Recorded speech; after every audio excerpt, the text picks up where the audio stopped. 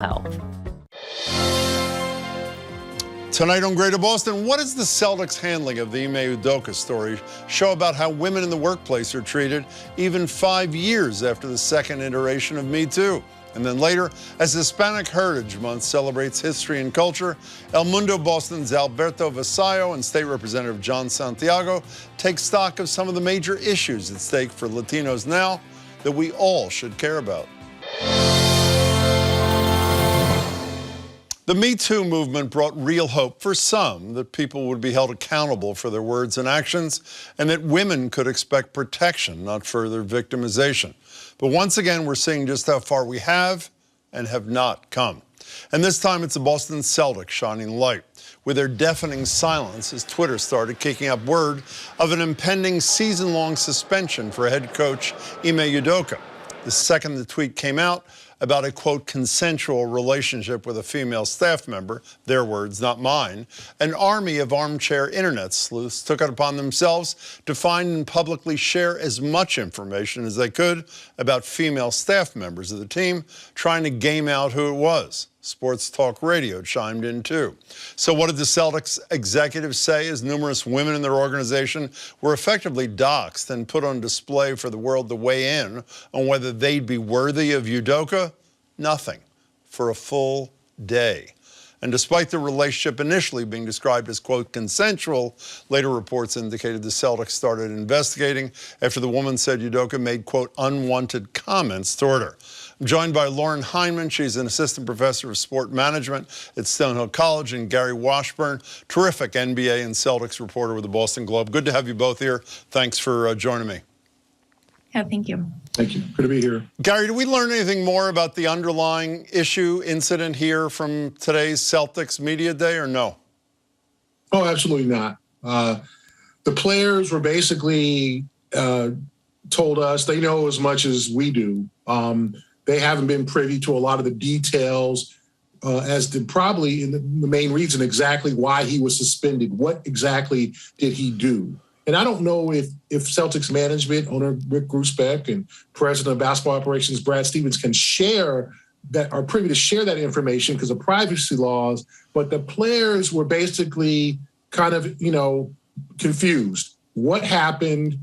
Yes, we've been told of a consensual relationship between the coach and a staff member of the Celtics, but what more happened? Why did this happen? But like anything else, they've got to move on. The season's not going to be postponed. The games are going to go on. So they've got to move on. And to follow up on what you said, Jason Tatum, the star player on the team, said he learned about this on Twitter, which is incredible. To me, I have to say, I think I learned more from Matt Barnes, a former NBA player and now with ESPN, than I have from the Celtics. And I'm sure people have seen this video. This is Barnes the day after he defended Udoka, coming back and saying, not so fast. Here he is. This situation in Boston is deep. It's messy. It's 100 times uglier than any of us thought.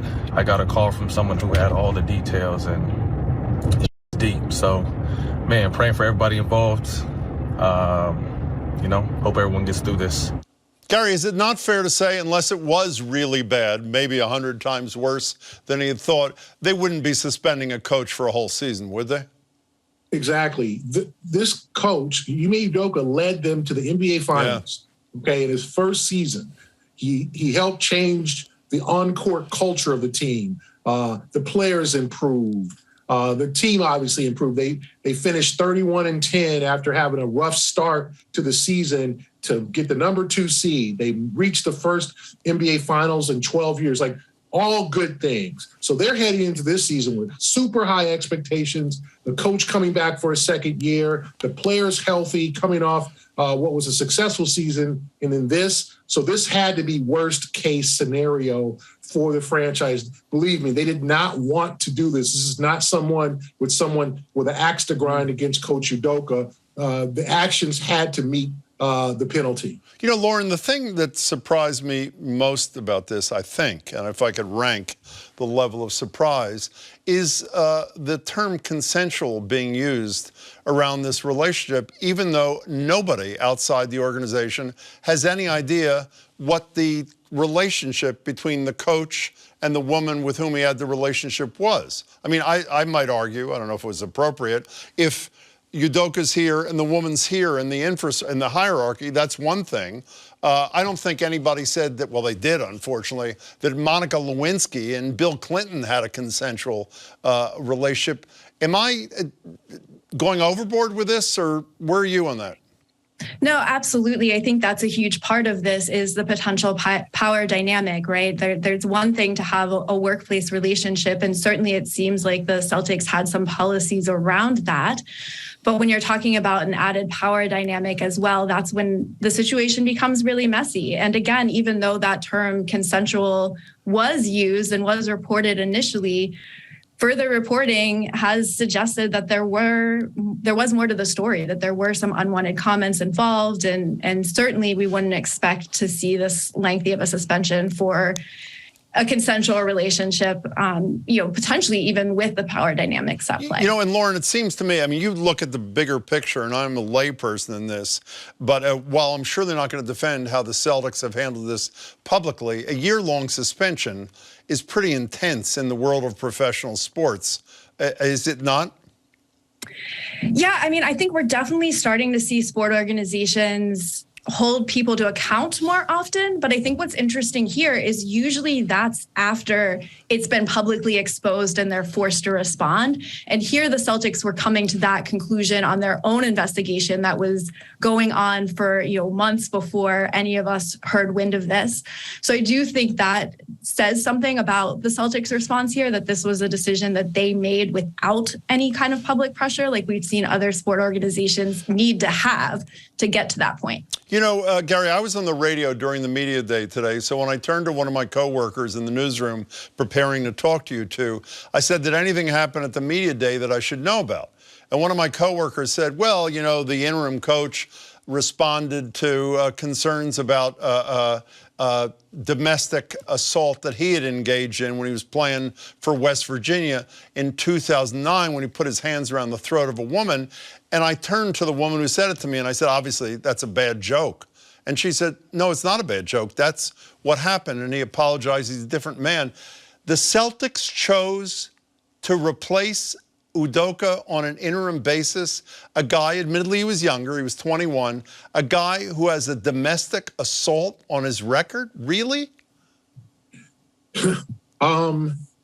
Yes. And the question, I do think, however, this is Coach Joe, now the new interim coach Joe Mazzulla has probably had to explain the situation 100 times. Yeah. And obviously he convinced the Celtics enough to get a job in the first place under Brad Stevens's, 3 years ago as an assistant coach under Brad Stevens.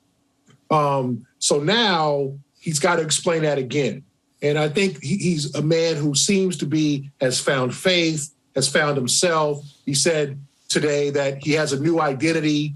He just didn't know who he was. And I guess you could attribute it to just, the mistakes you make while you're in college. And I'm not excusing that or saying that they're right or wrong, but it sounds like he has completely done a 180 since those times and has asked and received, obviously, forgiveness. Well, again, that all may be true, and you know the situation much better than I. I'm not sure if I were running the Celtics and they haven't asked me to do it, that's the choice I'd make under the circumstances. I'm sure, Lauren, you saw the other day, Brad Stevens, obviously the former coach, president of the team now, got emotional. I'm told he's not a very emotional kind of guy when he was describing the as I described a minute ago, the treatment of women staff people on the Celtics. If you didn't see it, here is Brad Stevens the other day.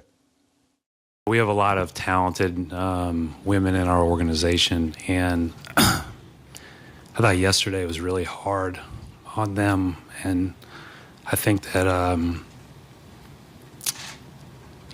nobody can control Twitter speculation and rampant bullshit, but I do think that we, as an organization, have a responsibility to make sure we're there to support them now, because a lot of people were dragged unfairly into that.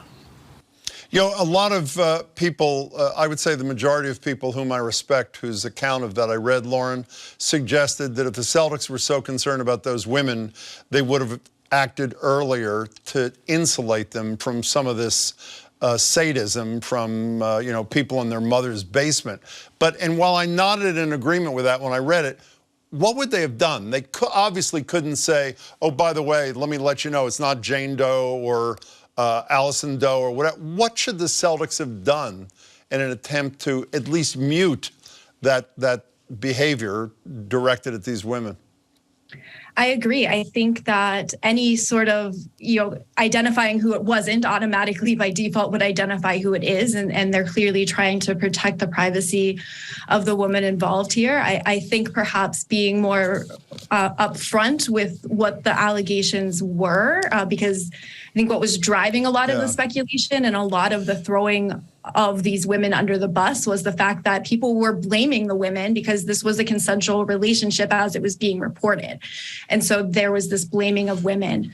One thing that women face in working in sport that I've found in my research is an assumption that they are working in sport because they want to sleep with the players, or in this case, a coach.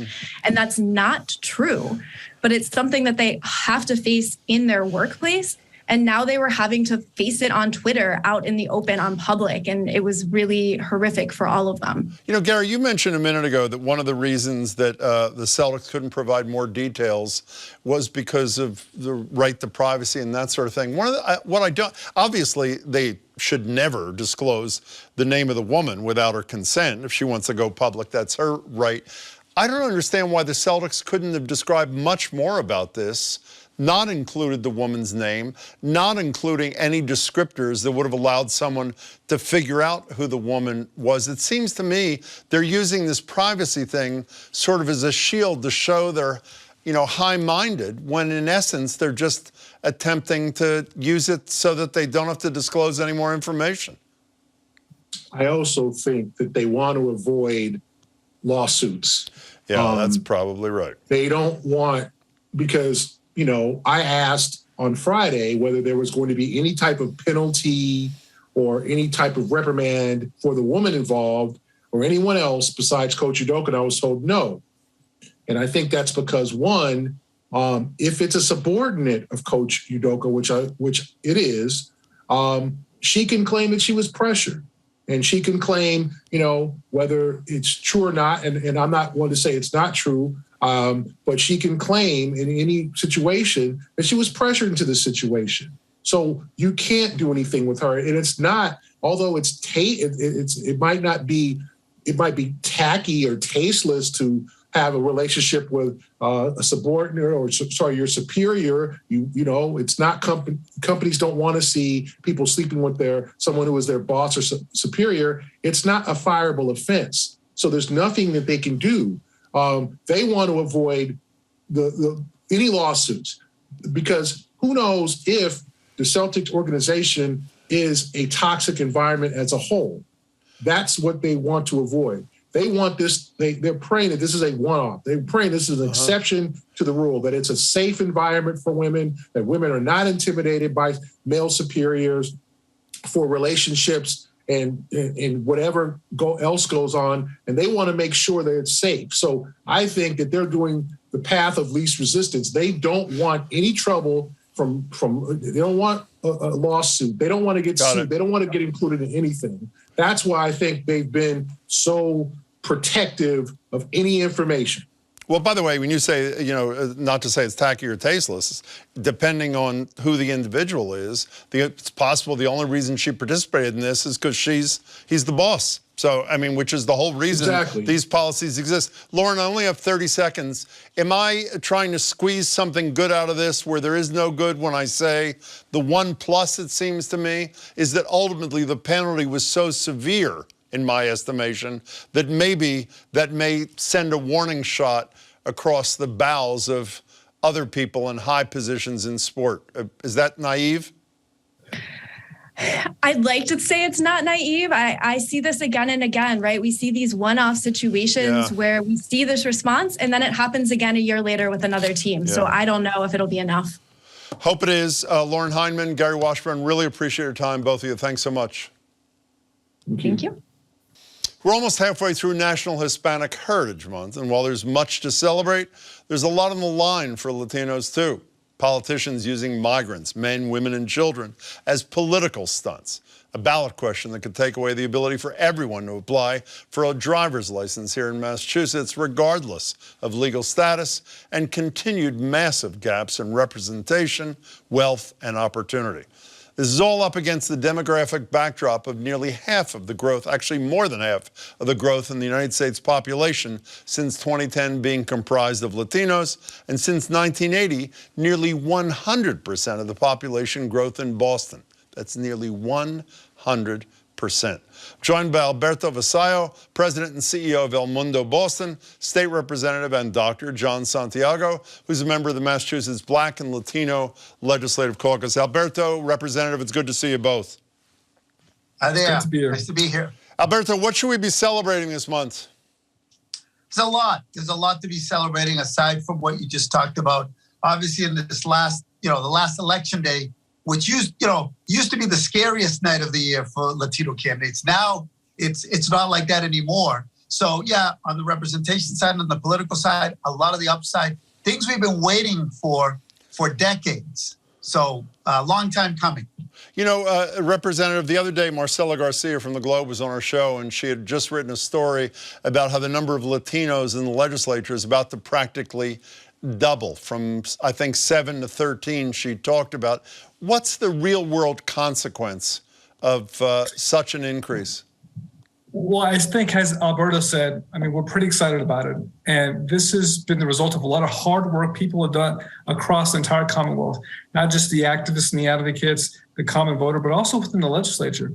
Make no mistake, we created 16 new majority minority districts this past go around. As a result, we've been able to put more Latino folks in office. Now, we do have a growing electorate. The demographics are increasing, but the Latino community in Boston and across the Commonwealth is organizing. And as a result, we're going to have more people in office to fight for the values and issues that we care about. You brought up a couple of these issues, whether it's immigration, what happens, post-COVID, economic justice, educational justice. These are issues we have been fighting for and that we will continue to fight for. In terms of political power, Alberto, the governor was in our studio today when I mentioned on the air that you two would be here.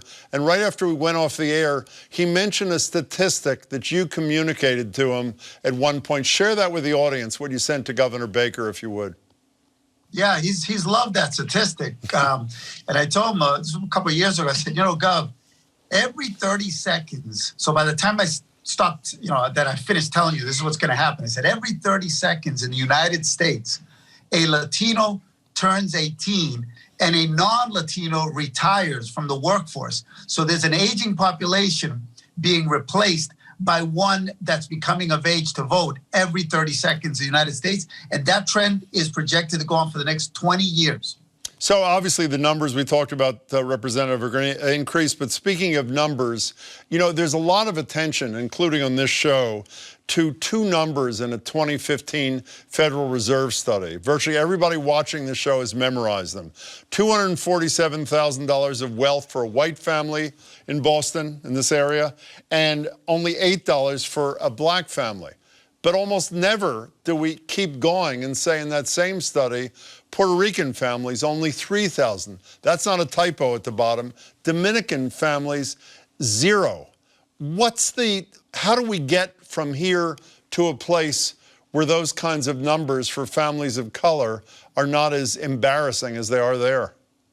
Well, it's just a lack of generational investment for a very long time. You're absolutely right. When those numbers are quoted, they often leave out the Latino numbers. And I want to highlight one specific point that you brought up. The Latino group in Massachusetts isn't a monolith by any means. And that graphic you had right there, you had Dominicans, you had Puerto Ricans, but the community across Boston, across the entire Commonwealth is very diverse. You have folks from Central America, Mexico, they're growing across the whole Commonwealth. It's important that we treat this not like a monolith, but treat it as diverse as a community as it is. And it seems to me, Alberto, that one of the places where the work has got to be done to ensure that numbers like that don't hold and some of the other unlevel playing field situations don't hold is education equity I assume, has got to be at the absolute top of the list. We're nowhere near there, are we? No, but see, here's the thing, though, that people forget. When you throw out a statistic like that, I always say, well, the white population has got generations and generations a head start of us, right? We have a lot of newcomers, right? My generation, I was born in Boston. So now it's not just the Alberto Vasallo generations, it's the ones that are coming after me. We do this event called Latino 30 Under 30, and the young, well, I call them kids now, but they're in their 20s, that are coming down the pike, that are the future leaders of America, are going to absolutely change that statistic. I heard the other day that the most sought after demographics, it's going to be the upscale Latino. And those are under 30, college graduate, completely bilingual, bicultural. So those numbers, I will see, at least on the Latino side, I can't speak for other groups, are absolutely going to change in the next 10 years. Guaranteed. Representative, I introduced the two of you by talking about something that have been huge national headlines and will be huge headlines here in Massachusetts. The national headlines, which obviously started here, is the cruelty of Governor DeSantis and what happened, and the warmth with which those Venezuelan migrants were greeted. And then in Massachusetts, we're coming up upon question 4, which will be an attempt to repeal what you and your colleagues in the legislature did, namely allowed undocumented workers in the state to get a driver's license so they can go to work, so they can take their kid to a doctor, that sort of thing. When I think about those, on one hand, I say to myself, they help poison the well and feed the racism in this country. On the other hand, I say, look at the good that came out of people in this state treating other people in need like I would want to be treated in those kinds of circumstances. Look at the poll numbers on this undocumented driver's license thing, which show that the people of Massachusetts, in my estimation, have their priorities right. Where do you see those treatments of our fellow human beings playing out in terms of our relationships? Do you know what I mean? Well, I'll tell you what, Jim, I was there actually the next day. Oh, I didn't know that. The report came out Thursday, and I went there Friday morning to help out in the emergency setting with respect to some of the potential health issues that may have arisen. I'm a physician, I speak Spanish, and what I can tell you with the 40, 50 people that were there are hardworking people who only want a shot at an opportunity to do something with their lives. They came here with a lot of hope, with a lot of desire to give back to their community, to the Commonwealth of Massachusetts or wherever they may be up. But this is a story that I'm seeing all across Boston, all across Greater Boston as well. You have Latino folks, undocumented, documented, that want to give back, that are hungry for change, and that want to do the work here. They just want a shot. So when it comes to the question 4, as you stated, it's an important one, right? We in the legislature passed that. We actually had to override the governor, I think at least once, maybe twice, to do that, with overwhelmingly in the House of Representatives and the Senate. I'm hopeful it'll pass, it'll be yes on 4 when it gets to the ballot box. But make no mistake, the House leadership and Senate leadership has made it very clear that we want to support this. And I'm hopeful that we can get folks on board to make sure that there's a resounding yes on 4 when it comes to the ballot November 8th. Alberto, when you staying on the same thing for a second, part of the national dialogue objectifies immigrants. And it's sort of those people kind of thing. And I think if there's any good to come out of the story that the representative and I were just talking about, is that I think the average person who only sees what Fox News feeds them gets to see somebody who wants essentially exactly what they want, don't you think? Yeah, well, there's a couple issues here. Is one, who's the quality, who's coming over, right? And I think John described pretty eloquently the type of people, but I don't think so much from the moderate side, because you also get from Latinos who are here saying, yeah, these are great people and everything, but we are having problems in the United States ourselves. When you're getting 8,000 people at the border every single day, they could be the best people in the world. We have a broken immigration problem, and no Democrat has wanted to tackle it. No Republican is wanting, or the way the Republicans want to tackle it is absolutely not the right way either. But the larger question is, we're going to continue to struggle with this if we don't fix this system. The states can't do it. This is a federal problem that's been kicked down. You know, the can has been kicked down the road from Obama all the way down. So this is where we have to now. We're starting to realize that this problem has got to be addressed. It's got to be addressed in the next year or two, or we're just going to be here arguing all the time about what to do with these folks. Yeah, they're great, hardworking people, but what do we do with them? Well, you know, Alberto, can if I add can, something real quick, Jim? yeah, please, Representative. They're also just not only issues of immigration. You know, we had millions of American citizens living on the island of Puerto Rico right now, where just Hurricane Fiona went there and destroyed an entire island. You know, an insult to injury, an island that had been devastated by Hurricane Maria, by economic collapse here. And so we have American citizens over there. They're not so much worried about their citizenship issue, but are in need of water, electricity, and social services.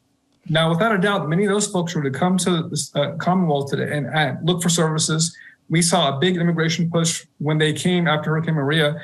And so it's important that we take into account the diversity of the Latino community, right? We're not a monolith. We have different issues, different concerns, but on the whole, folks are hardworking. They care about this country. They want to be here and they want to give back. Well, you know, but Representative, just I was talking to Mayor Cruz, the former mayor of San Juan here the other night, who minced no words when it came to Donald Trump a couple of years ago, and he's flipping towels out, paper towels out to the crowd. It was quite clear to me the President of the United States had no idea that people who lived in Puerto Rico were citizens of the United States. And I am guessing that the vast majority of people here are in this country are probably in the same spot, don't you think? Well, I would agree. And a part of that's our role here in the media as elected officials to really uplift and educate folks about the value that they bring. And it's not just with respect to certain cultural interests that they may have, but they are some hardworking folks, and they, in terms of the economic output that they provide to Boston, the Commonwealth, it's a tremendous amount. And as Alberto said, demographics will continue to grow and elevate the status of Latino communities across the border. So it's important that we take them, that we include them, and that we provide services and make sure that they're engaged and a part of our society. We only have a minute left, gentlemen. Alberto, starting with you, you're right. Immigration can only be fixed on the federal level. What's the most important thing that can be done on the state level to create a more level playing field? I do believe that the undocumented being allowed to drive is an important one. It affects families. It affects people's ability to go to their work, to do their job. These are hardworking people. Many have been here for 20 years, and their livelihood depends on being able to be in a car. And I think it's going to provide insurance. You know, they're also going to have to get insurance. I think it's the right thing to do. I told Charlie this. Look at other states. The sky hasn't fallen. Look at other states who have done it. I think it'll be a huge positive move in the right direction. 15 seconds, John Santiago. Beyond that, what else could you be doing on Beacon Hill? I'm looking for more diversity, equity, and inclusion, particularly with what's happening right now in the current elections. We need every statewide candidate to make sure that they're engaging, that they're working with, that they're listening to Latino communities. And as someone who's endorsed Maura Healey for governor, Andrea Campbell, Kim Driscoll, those campaigns are doing the work, and I'm excited to support them. Alberto Vasallo, Representative Santiago, as always, thanks so much for your time. Thanks, guys. Be well. Thank you. That's it for tonight. We'll be back tomorrow. Thank you for watching, and please don't forget Ukraine.